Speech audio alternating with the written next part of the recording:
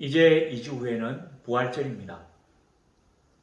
그래서 다음 주에는 고난주간에 대한 설교를 하고, 그 다음 주에는 부활절 설교를 할 텐데, 이제 우리는 앞으로 3주 동안 부활의 주님을 따라가면서 주께서 우리에게 주신 말씀에 대해서 상고해 보려고 합니다. 부활절, 우리 기독교에서 가장 중요하고 가장 의미 있으며 반드시 죽을 수밖에 없는 우리 인생이 하나님과 더불어 왕노릇 할 수 있는 놀라운 신비의 사건입니다.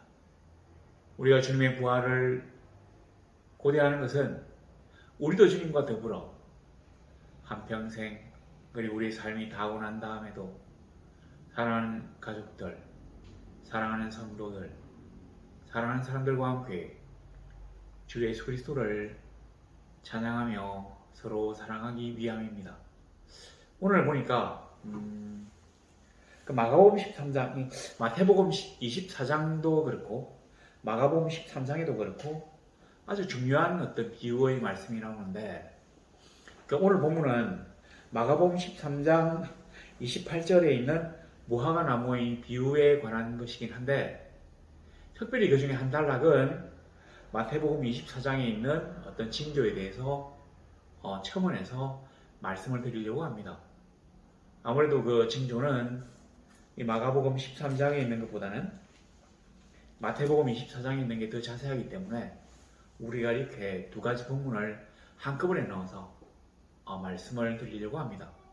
참고로 이 말씀은 예수 그리스도께서 십자가에 달리시기 전에, 그러려면 예루살렘으로 가셔야 되는데 예루살렘으로 가는 그 도중에 제자들에게 말씀하신 것입니다. 이런 거 있잖아요. 내가 지금 어디 멀리 가야 되는데 이 아이들이 내가 없이도 제대로 살림을 살 수 있을까 싶어가지고 막 가르쳐 주는 거예요. 그냥 이건 이렇게 하고 저건 저렇게 하고 이때는 이렇게 해야 되고 어디는 뭐는 어디에 있고 이런 식으로. 근데 가르쳐 주는 그 부모인 애타는 심정과 달리 이러한 얘기를 듣는 아이들은 얼마나 이것이 중요한 얘기인지, 얼마나 지금 이 중요한 순간인지에 대해서는 잘 모릅니다. 자, 그렇게 우리 생각을 하고 난 다음에 오늘 본문을 보면 훨씬 더 이 본문이 생동감이 있을 것 같습니다. 자, 13장 28절에 보니까 무화과 나무의 비유를 배우라. 그 가지가 연하여지고 잎사귀를 내면 여름이 가까운 줄 아나니. 자, 무화과 나무의 비유를 배우라. 우리는 이제 이런 글을 딱 보면 무화과 나무가 어떤 굉장한 특별한 의미가 있는 것처럼 생각합니다. 뭔가 무화과 나무에서 주는 게 있는 것 같아요. 그런데 안타깝게도 무화과 나무에서 배우라는 얘기는 그냥 예수님께서 비유를 들어서 설명하시다가 무화과 나무가 눈에 띄었기 때문에 무화과 나무가 된 거지, 다른 나무나 마찬가지입니다. 그 누가복음, 제가 잘 모르겠네요. 하여튼 누가복음에 보면 무화과 나무와 그리고 모든 나무의 비유를 배우라 이런 말씀이 있거든요. 그러니까 특별히 우리가 무슨 무화과 나무에 대해서 이게 뭐 굉장한 의미를 가진다고 생각할 필요는 없습니다. 자, 그런데 이 본문을 딱 보면 무화과 나무로부터 비유를 배우라 이런 뜻입니다. 무화과 나무로부터, 그러니까 나무로부터 어떤 비유를 배웁니까? 보니까 가지가 연해지고 잎사귀를 내면 여름이 가까운 줄 아나니. 가지가 연해지고 잎사귀를 내면 여름이 가까워진답니다. 그 여름이라는 얘기. 우리는 이제 여름이라는 얘기를 들으면 인생의 가장 어떤 청춘, 어떤 그 활력, 그리고 치열한 삶, 격정적인 사랑 뭐 이런 걸 생각하는데, 이 성경에서 여름은 그런 뜻이 아닙니다. 뭐냐면 세상의 종말을 얘기합니다. 여름이 왜 세상의 종말이죠?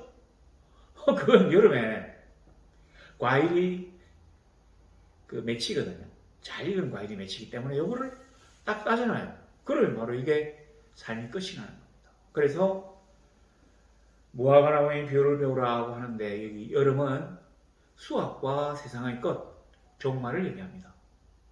그 아모스서에 보면 이 여름을 세상의 종말로 사용했어요. 자, 그래서 이제 이 예수님의 그 무화과 나무에서 비유를 배우라고 하는 이 얘기는 세상이 말세가 될 때, 예수 그리스도께서 다시 재림하실 때 과연 어떠한 징조가 있는지에 대해서 우리에게 가르쳐 주려고 하는 것입니다. 그래서 이런 현상이 일어나고, 가령 뭡니까 이게 보니까 가지가 일어나지고 잎사귀를 내면 여름인갑다. 이런 일들이 생기면 이제 이 세상이 마지막 때가 되었는갑다. 우리는 사실은 말세라고 해도 그렇게 큰 의미를 두지 않아 왔습니다. 왜냐하면 예수님이 성천하시고 난 다음부터 계속해서 말세라고 했는데 아직까지 지금 2000년이 지났잖아요. 2000년도 더 지났네요. 여하튼 이렇게 아니구나 2000년 조금 안 됐네요. 예. 하여튼 이렇게 지냈는데 너무 오랫동안 이 말세가 지속되니까 사람들은 이제 다르게 얘기합니다. 말세지말, 말세 중에서도 말이다. 근데 이런 얘기도 사실 우리 제가 어릴 때부터 말세지말이라고 했기 때문에 전혀 감흥이 없습니다. 자, 감흥이 있고 없고를 떠나서 우리가 예수께서 다시 오실 그때 어떠한 징조가 있는지를 이제부터 하나씩 살펴보려고 합니다. 근데 그렇게 하기 전에 무화과나무의 비유를 배우라 이런 얘기를 알레고리적 해석을 하는 분들은 굉장히 무화과나무에 의미를 둡니다. 그러니까 우리가 지금 이야기하는 입장에서는 무화과나무가 특별해서가 아니라 그냥 무화과나무가 그 당시 예수님의 눈에 띄었기 때문에 무화과나무 비유를 말씀하신 것이다 이렇게 되는데, 이 사람들의 입장은 무화과나무가 굉장히 특별한 의미를 가진다. 뭔데? 무화과나무는 이스라엘을 상징한대요. 그래서 무화과나무가 다시 자라는 것을 이스라엘이라고 하는 나라가 근대 건국되는 것에 비유하는 것입니다.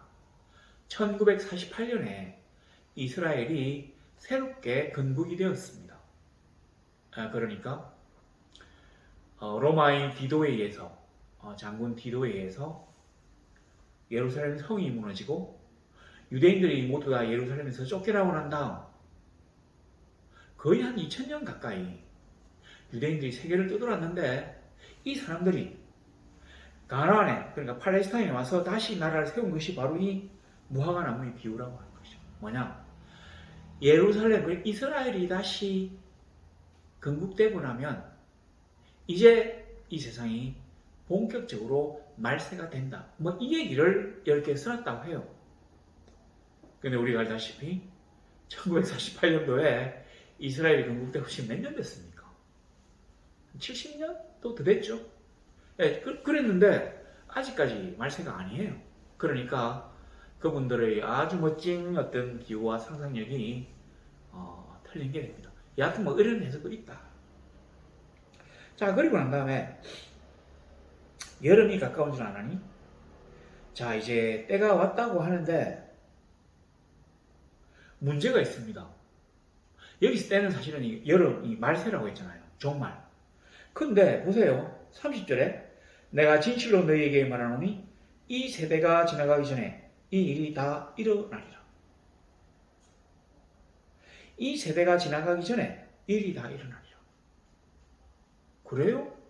하여튼 어떤 일이 있는지 우리 나중에 또 보겠지만, 아니 이 세대가 지나가기 전에 일이 다 일어나리라는 말은 이 세대면 한 세대 두 세대 하면 이 30년 아닙니까? 근데 예수님이 말씀하신 이 세대는 지나도 엄청나게 지났잖아요. 한 2000년 가까이 지났는데, 그럼 이 성경이 틀렸단 말입니까? 이 세대가 지나가기 전에 지나갔어요. 일이 다 일어나리라. 안 일어났습니다. 어떻게 된 겁니까?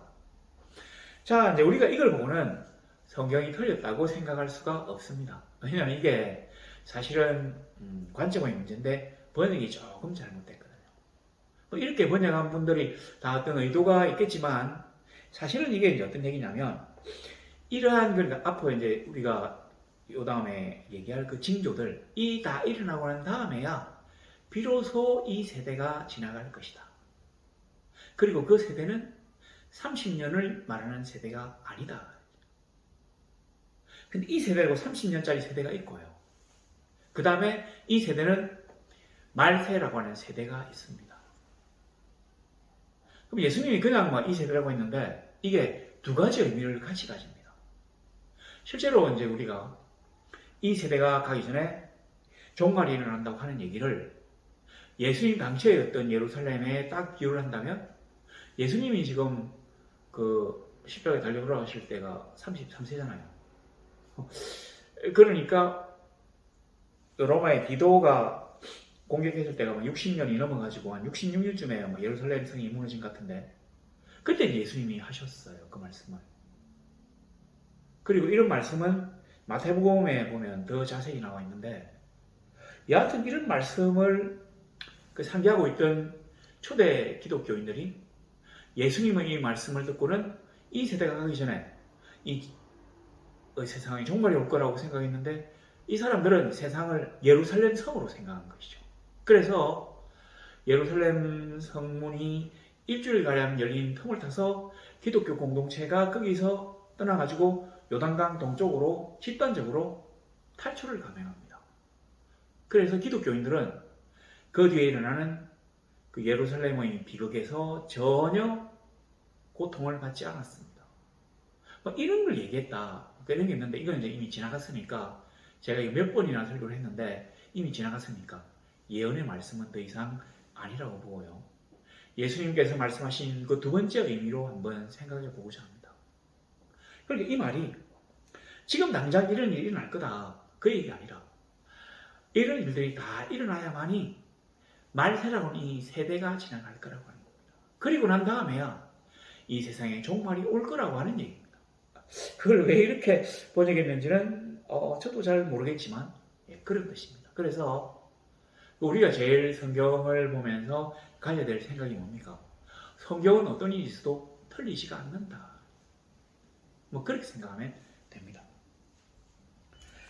자, 그리고 난 다음에 이렇게 쭉 있는데 자, 우리가 이제 그러면 어떤 일들이 일어나는 다음에야 세상에 종말이 올 것인가에 대해서 생각할 수 있는데요. 자, 이게 마태복음 24장에 나와 있습니다. 보니까 자, 그때는 어떤 그 징조가 있을 것인가?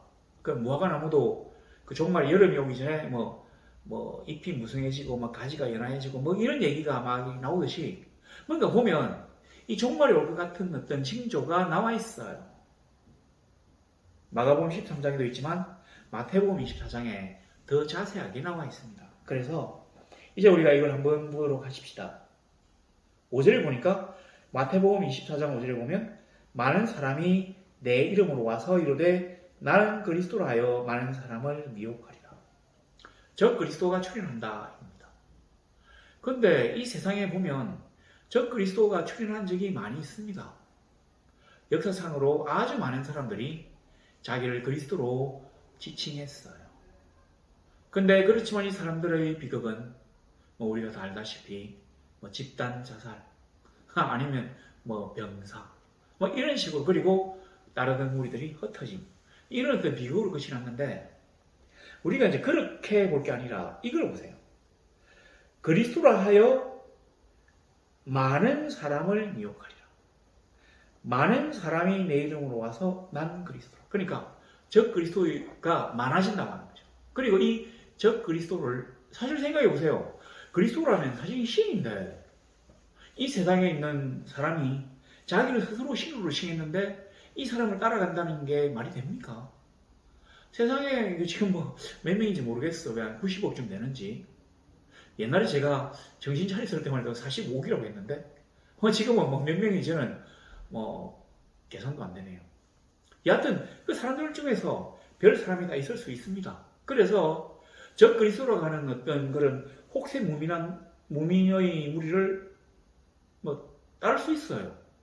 그렇지만 많은 사람이 그러니까 누가 봐도 이게 말이 안 되는데 많은 사람이 적 그리스도를 따른다는 게 말세의 징조라고 하는 겁니다. 우리나라도 지금 있잖아요. 이상한 소리 하는 사람, 거짓에 영을 받아가지고 그 거짓 전도를 갖다가 뭐 모략전도라는 이상한 소리 하는 그 사람. 자기를 갖다가 내가 이거 그리스도라고 참칭한 이 사람. 자기는 생로병사를 다 초월해가지고 안 죽는다고 한 사람. 그 제가 어떤 친구 보고 그럼 그 친구 죽으면 어떻게 할래 하니까 그래 죽으면 목사님 교회 갈게요 한 그 친구. 그러니까 그런 사람을 많은 사람이 따르잖아요. 엄청나게 많은 사람이 따르고 있어요. 원래 어떤 사회든지 건전한 정상적인 사회라고 하면 집단지성이 발휘되게 되어 있습니다. 그러니까 상식이라는 게 바로 그런 거잖아요. 어떻게 저 사람을 갖다가 신으로 여길 수가 있어 하는 어떤 집단지성, 이 상식이 있어야 되는데 그런 게 파괴됐어요.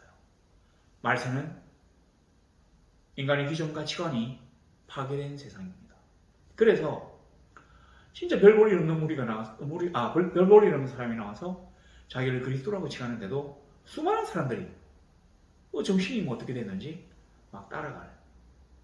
그러니까 성경에서 그렇게 거짓의 영을 갖다가 정죄하고 사탄이라고 했는데도 불구하고 거짓을 모략이라고 아주 좋게 선전하면서 거기만 빠져가지고 얼마 전에 보니까 어젠가 그저께인가 보니까 무슨 내가 그 집단에 빠져가지고 청춘을 갖다가 낭비했기 때문에 청춘을 돌려달라고 하는 소송을 위한 모임도 있더라고요. 그 막 기자회견도 하고 이렇게 하는데 그것도 벌써 3차나 됐대요. 글쎄, 이게 참 하여튼 그런데 이런 게 이제 말세의 첫 번째 징조입니다. 그러니까 적그리스도는 항상 어떤 세대에 맞추려 했는데 많은 사람들이 따르지는 않았습니다. 그냥 기껏해야 수천 명? 근데 이렇게 수십만의 사람들이 따른 경우는 처음이에요. 바로 이게 첫 번째 말세의 징조라 이겁니다. 두 번째 보면 그 6절에 보니까 난리와 난리 소문을 듣겠으나 아직 끝은 아니에요. 난리와 난리 당연히 난리가 이때까지 안 일어난 적이 전 세계적으로 보면 별로 없습니다. 우리가 지금 러시아하고 우크라이나 전쟁에 대해서 잘 알지만 사실은 이게 워낙 지금 어떤 이 통신이라든지 인공위성과 인터넷 뉴스 같은 이런 어떤 이런 것들 덕분에 우리가 이걸 잘 안다 뿐이지 이전부터 이 수많은 나라들과 민족들 사이에서는 난리들이 있어 왔습니다. 그래서 난리가 일어나고 이게 중요한 게 아니라 바로 이거 소문을 들었다고 하는 거예요. 소문을 들었다. 옛날에는 교통이 그렇게 발달하지 못했기 때문에 우리가 도저히 가볼 수 없는 곳에서 일어나는 난리에 대해서는 우리는 모르고 지나갑니다. 근데 지금도 가만히 생각해 보세요. 우크라이나가 여기서 가려고 하면 얼마나 멉니까? 그래 평소 같으면 몰라요. 전쟁이 일어났는지. 지금 보면 예멘의 후티족 반군인가 그 예멘하고 사우디아라비아하고 이렇게 전쟁을 막 하는 것 같은데 2개월 휴전을 갖다가 맺었대요. 근데 여기서 예멘이 어딥니까? 사우디아라비아가 그렇고. 근데 우리가 그 전쟁을 알고 있잖아요. 가령 나이지리아에서 내전이 막 일어나잖아요. 뭡니까? 하여튼 이상한 그 이슬람 원리주의 단체가 나와가지고 기독교도들을 막 학살하는 일들이 벌어지고 있습니다.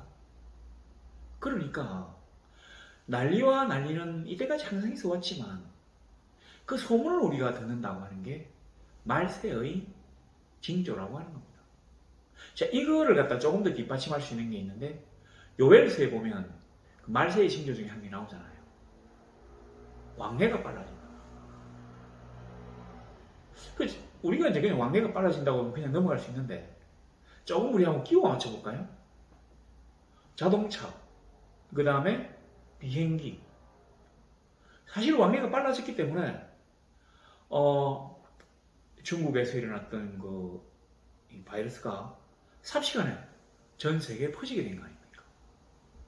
코비드-19. 그러니까 이게 말세에는 아마 교통이 발달하고 통신이 발달하기 때문에 막 그 얘기를 했다. 저는 이렇게 생각합니다. 난리와 난리는 이 세상에서 끊어진 적이 잘 없지만 그 소문을 듣는다는 거, 왕래가 빨라진다는 거하고 같은 얘기라고 생각합니다. 바로 이게 두 번째 말세의 징조라는 거예요. 자, 그리고 이게 아직 끝이 아니랍니다. 자, 그리고 세 번째 보니까 7절에 곳곳에 기근과 지진이 있으리니. 자, 기근과 지진은 옛날부터 있어 왔습니다. 우리 폼페이 최고위라고 하는 문학 작품도 있는데 로마 시대 얘기잖아요. 그때 대지진이 있었습니다. 우리 알고 있습니다. 관동 대지진. 그 외인들이 조선 사람들을 갖다가 막 죽였던 그 끔찍한 어떤 대지진. 우리 알고 있어요. 그리고 옛날에 뭐 그 곤명신가 뭐 하여튼 대기 쪽에 거기 막 그 큰 지진이 일어나가지고 막 죽은 거, 그다음 IT에서 막 죽은 거 우리 다 알고 있습니다. 그리고 또 이탈리아에서 지진이 일어난 거, 그 지진이 많이 있어요. 근데 저는 이제 어떻게 받아들이냐면 제 살아생전에 제가 뭐 나이는 몇 살 안 되는데 처음으로 지진에 대한 공포를 느낀 적이 있습니다. 여기 정관에서 그 아파트가 막 흔들려가지고 제가 너무 놀래가지고 이 두 번이나 그러는 바람에 식구들하고 다 나와가지고 자강천변에 가가지고 밤이 맞도록, 그러니까 뭐 밤 샌 건 아닌데 거기서 기다리고 있었어요. 혹시라도 대지진이 일어날까 싶어가지고. 그 이런 걸 생각하니까 여사를 여기지 않잖아요. 기근과 지진이 있으니. 그리고 기근이 사실은 뭐 엘리야 때도 있었고 아브라함 때도 있었는데 잘 생각해 보세요. 주기적인 어떤 기근은 있었는데 냅다 기근은 사실은 없었어요. 그 이디오피아 그 하인리 셀라시에 황제가 죽고 뭐 맹기스ቱ인가 하여튼 뭐 이상한 뭐 공산주의 그 군인이 뭐 정권을 하여튼 뭐 그때부터 이디오피아 사람들이 뭐 지진 그 가뭄 때문에 뭐 못 먹어가지고 배가 볼록하고 이랬는데 그 다음에 소말리아 다 붙어 있는 나라잖아요. 근데 거기가 놀랍게도 아직까지 그 지진 그 기근이래요. 그 아마 중간에 그 나일강 그런 그것 때문에 뭐 대강 이렇게 어떻게 먹고 사는 모양인데 그 기근이 아주 심해졌어요. 근데 그것뿐만 아니라 이게 비가 잘 안 오니까 제가 과학 지식이 좀 짧습니다. 이해를 하십시오. 이게 이제 정발이 좀 덜 돼가지고 비가 좀 덜 오잖아요. 그러니까 그 추운 지역에 비는 뭘 옵니까? 눈으로 오잖아요. 근데 남미의 그 높은 산봉우리들에 눈이 없어가지고 더 이상 이제 눈이 녹은 물로 농사 짓는 게 어렵게 되었다고 하는 그 다큐멘터리를 제가 몇 년 전에 본 기억이 있습니다. 자, 이렇게 뭔가 점점 비가 양이 점점 줄어들고 있습니다. 생각해 보세요. 우리나라도 얼마 전부터 하여튼 물 부족 국가라고 막 그렇게 떠들잖아요. 그렇게 생각해 보니까 그 비를 제가 겨울 내내 거의 못 본 것 같습니다. 이제 봄이 오니까 비가 한 두 번 정도 이렇게 제 기억에 남는데 이런 거게 바로 이 얘기라고 생각돼요. 결국은 뭐 우리나라가 이제 금수강산이라고 물도 풍부하고 막 산이나무도 풍부하고 뭐 그런데 비가 안 오게 되면 점점 이제 땅이 말라가면, 가령 뭐 캘리포니아 같은 경우에는 사실 거기는 비가 안 와요. 거의. 제가 그 살았을 때 보면 날씨 일기예보를 볼 필요가 없습니다. 그걸 보면 1년 내내 써니에요. 그냥 맑음. 딱 비 오는 날은 1년에 한 5일 정도? 작으면 3일. 그 비가 잠깐 왔다가 그쳐요. 그러니까 초목이 제대로 견뎌낼 수가 있습니까? 그러니까 저 높은 산에 있는 그 눈 녹은 물을 갖다가 수백 킬로를 갖다 이렇게 막 연결해가지고 이렇게 쓰는데 이 눈이 점점 줄어져요. 그러면 어떻게 될까요? 황무지가 되는 거죠. 아무것도 잘할 수 없는 황무지. 이게 바로 말세의 징조다 이겁니다. 자, 그런데 이걸 8절에 보면 기근과 지진이 있으리니 끝은 아니에요. 이 모든 것은 재난의 시작이니라. 이 재난이라고 하는 말, 재난의 시작이라고 하는 말. 근데 이 재난이라고 하는 말을 성경에서는 이거 뭘 어떻게 썼느냐면 우리가 그 생각하는 뭐 재앙, 큰 어떤 난리난 그런 거를 얘기하는 게 아니라 고통이라는 얘기입니다. 어떤 고통이냐면 해산의 고통, 이게 재난인데 사실은 이게 해산의 고통이라는 거죠. 해산의 고통은 이제 이거 애를 놓을 때는 진짜 엄청나게 힘들대요. 근데 끝에는 어떻게 됩니까? 아이가 태어나는 거잖아요. 이전에 해산의 고통을 잊게 만드는 기쁨을 주는 아이가 태어난다는 겁니다. 그 말은 이러한 재난들이 있고 난 다음에는 지구가 멸망하는 게 아니라 예수 그리스도께서 재림하셔서 우리가 하나님의 품 속에서 하나님의 나라를 만들어서 그 안에서 왕노릇할 것이라고 하는 새로운 세상이 우리에게 온다고 하는 것을 여기에 말하는 것입니다. 난리와 난리, 기근과 지진, 그 다음에 적그리스도의 출현, 이런 일들이 진짜로 마치 세상이 끝날 것처럼 아주 큰 고통을 우리에게 준다고 하더라도 그러한 고통을 우리가 견디고 이겨낸다면 해산의 고통을 이기고 사랑스러운 아이를 품에 안는 것처럼 우리에게 큰 기쁨을 주는 새로운 세상이 우리에게 올 수 있다고 하는 얘기입니다. 자, 그리고 난 다음에 이 재난 징조가 계속됩니다. 실족하고 죽고 이런 생각합시다. 11절에 보면 거짓 선지자가 많이 일어나 많은 사람을 미혹하겠으며, 거짓 선지자가 많이 일어난대요. 그리고 많은 사람을 미혹한대요. 잘 보세요. 많은 적그리스도가 일어나서 많은 사람을 미혹하고, 여기도 거짓 선지자, 많은 거짓 선지자가 일어나서 많은 사람을 미혹합니다. 제 개인적인 생각으로는 적그리스도보다 거짓 선지자가 세상에 끼치는 해악이 더 큽니다. 왜냐하면 적그리스도라고 하면 세상에 말이 돼? 이렇게 보통은 사람들이 상식적으로 생각을 합니다. 근데 거짓 선지자는 판별이 어려워요. 자기를 신으로는 생각하지 않으니까. 우리나라의 대형 교회 목사들 중에서 이 거짓 선지자들이 참 많이 있습니다. 사교 집단의 교주가 되어가지고 엄청난 해악을 끼친 사람들이 많이 있어요.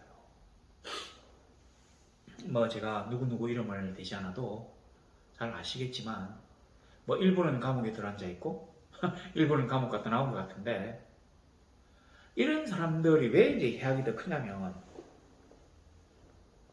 그 12절을 보세요. 불법이 승함으로 많은 사람의 사랑이 식어지리라. 이 두 개가 사실은 붙어 있는 말입니다. 그런데 저는 이걸 분리를 시켰어요. 거짓 선지자가 교회에서 나쁜 일을 막 하잖아요. 가령 엄청나게 큰 교회를 세습시킨다. 아니 이 교회의 주인은 하나님인데, 어떤 분 제가 잠깐 유튜브를 보니까 어떤 여성도가 교회의 주인은 하나님입니다 하고 그렇게 이러는데, 그래요. 교회의 주인은 하나님입니다. 그런데 자기가 주인인 줄 알고는 자기 아들에게 물려준다는 게 말이 되겠습니까? 제가 좀 이빠른 소리를 좀 한다면, 아니 사실 이 세상에서 38선? 38세 선을 넘으면 명예퇴직 대상입니까? 그 다음에 사후정? 45세가 정년이에요. 그 다음에 오력도? 56세가 되면 도를 넘었다? 하여튼 저는 내가 이제 그렇게 이해하고 있는데, 세상에 70세까지 어떤 일을 감당할 수 있는 곳이 몇 군데나 됩니까? 제가 아는 아주 굉장한, 전 세계적으로 아주 뛰어난 발명을 한 연구원이 있어요. 그 박사님이 자기가 이제 정년은 이미 이제 됐고, 그리고 정년 이후에 임금을 좀 줄여가지고 하는 게 한 5년 정도 남았대요. 그런 분도 70세까지는 못해요. 근데 하나님 우리를 사랑하셔서 70세까지 먹이고 입히고 채워주셨다면 감사해야지. 아니 그걸로 나쁜 짓을 해가지고는 세상 사람들이 교회 목사를 보고 영업이라고 하고, 무슨 전도하는 걸 갖다가 영업행위라고 생각하게 만든다면 이게 하나님의 이름을 먹시라는 거잖아요. 우리가 하나님의 은혜를 받아서 이제까지 잘 살았다면 하나님의 은혜에 대한 변방덕은 저질러서 안 될 거 아닙니까? 남들에게도 봉사할 수 있는 기회를 주세요. 자기 아들에게만 주지 말고 그 십자가 자기 아들만 안 지고 남들도 좀 지우세요. 그리고 그 유명한 아버지 밑에 있는 아들이라면 그거 자체가 스펙입니다. 얼마든지 다른 교회에서도 그 청빙받을 수 있어요. 그러니까 제발 세습만은 좀 삼가 주십시오. 보는 제가 너무 얼굴이 화끈거려가지고 남들에게 목사라는 얘기를 해도 막 부끄럽습니다. 제발 우리 좀 그런 거는 지양합시다. 그리고 아무리 교회 돈이 많아도 그렇지 그 다 교인들이 그 참 귀중한 그 땅과 어떤 그 눈물이 어려있는 헌금인데 하나님 앞에 드린 헌물인데 그 막 15 이상씩 받아가지고 막 하는데 물론 그분들은 뭐 얘기합니다. 집은 하나 있어야지. 아니 그래 집은 있어야 되죠. 그러니까 15 이상 가져가야 된다. 그 말이 아니라 그러면 굳이 그 집값 비싼 서울에 있지 마세요. 거기 뭐 너무 추워요. 그리고 그 중국 쪽에서 막 이 나쁜 그뭐 황사 미세먼지 이런 것도 너무 심하니까 그 아주 경치 좋고 집값 싼 곳에 좀 전원생활도 즐기고 약간 그 뭐 중소도읍 같은 데 가가지고 그냥 뭐 어느 정도의 문명생활도 즐기고 또 전원 가운데서 또 싼 집값에 그냥 얼마든지 행복하게 지낼 수 있습니다. 그러니까 제발 좀 이렇게 좀 흩어지세요. 그거 뭐 활발한데 부터 앉아가지고는 뭐 집은 하나 있어야 하면서 자꾸 교인들 보고 돈 내라고 하는데 그거 하나님이 기뻐 안 하십니다. 저는 그런 사람들을 거짓 선지자라고 해요. 욕심 많은 참 선지자가 아니라 그냥 거짓 선지자입니다. 냉정하게 얘기해서. 자, 그런데 이런 사람들이 그러니까 사람들이 이제 교회에 대한 신뢰가 떨어지잖아요. 제가 옛날에 그 목동에서 알고 있었던 그 하여튼 뭐 두 분의 집사님들이 항상 하는 말이 있습니다. 그 제가 봤을 때 그때 당시로는 그 지금은 뭐 다르지만 그때는 이분들이 그렇게 신앙이 안 좋은 분들이에요. 그 자기 부인들 때문에 예수를 믿게 된 분들인데 뭐라고 하는 거 아니?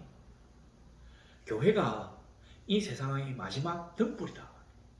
교회가 세상의 마지막 희망이다. 이렇게 얘기를 하더라고요. 참 훌륭하신 분들이에요. 세상에서 뭐 이렇게 좀 출세도 많이 한 분들인데 거짓 선지자의 해악이 뭐냐면 워낙 나쁜 짓을 많이 하기 때문에 그 도덕성이나 윤리, 여자 문제, 돈 문제 각종 어떤 이 행사가 하나님의 종에 어울리지 않기 때문에 세상이 교회에 기대하는 세상이 성직자에게 기대하는 이 세상의 마지막 희망이라고 하는 그러한 희망을 무참히 뭉갤 수 있기 때문에 그래서 해악이 더 큰 겁니다. 저 그리스도를 따르는 집단들을 보고 어우 저 정신 나간 것들 이렇게 하고 마는데 하나님의 종의 이름을 가지고 하나님의 종님 하나님의 종의 이름을 가지고 나쁜 짓을 하게 되면 그나마 세상이 가지고 있는 교회와 목사에 대한 마지막 희망을 짓밟는 게 되기 때문에 해악이 더 큰 것입니다. 희망이 사라진 사회, 절망만이 존재하는 사회, 그러니까 자살률이 막 올라가잖아요.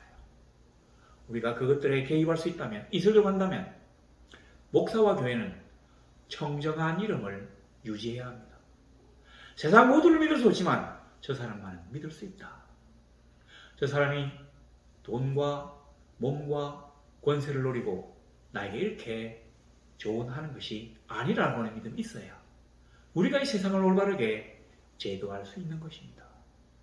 자, 그리고 이거 똑같은 말인데 조금 다른 게 뭐냐면 12절에 보면 불법이 성함으로 많은 사람의 사랑이 식어지리라. 자, 근데 이게 주어가 생략되어 있어요. 그 조금 해석이 약간 다른데 어떻게 되냐면 거짓 선지자가 불법을 너무 많이 저지름으로 많은 사람의 사랑이 식어지리라. 바로 이 말입니다. 거짓 선지자가 불법을 너무 저지르니까 이제 세상 사람들이 사랑이 식는데요. 그러니까 뭐 서로 사랑하는 이 사랑이 아니에요. 여기 사랑은 아가페 사랑입니다.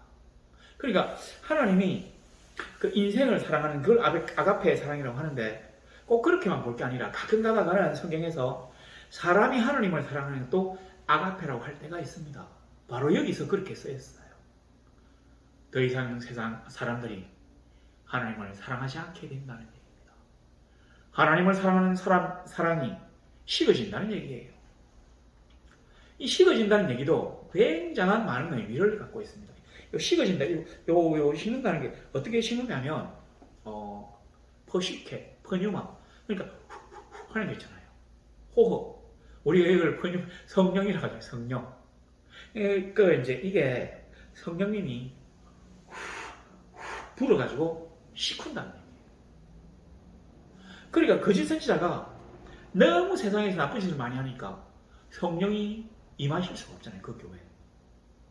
하나님은 거룩하신 분이기 때문에 악령과 죄악과 함께 할 수 없거든요. 그러니까 하나님이 그냥 그 성령이 역사하시는 거예요. 이 교회를 망하게 하기 위해서. 하나님의 온전한 진리와 정의를 세우기 위해서 거짓 선지자를, 거짓 교회를 심판하시기 시작합니다. 그러니까 사람들이 하나님을 덜 사랑하게 되는 것이죠. 실제로 보면 그 서구에서 그 기독교세가 많이 후퇴해 있습니다. 너무 거짓 선지자들이 불법을 많이 저질렀기 때문에. 또 이 사람들은 불법을 저질렀을 뿐만 아니라 한마디까지 더 해요. 신은 죽었다. 마지막까지 이렇게 그릇까지 깨고 가는 아주 놀라운 이런 센스를 발휘합니다. 거짓 선지자들이 그래요. 자, 이러한 징조가 말세의 징조라고 하는 것이죠. 그러나 우리가 말세는 그냥 이 세상의 끝이 아님을 알고 있습니다.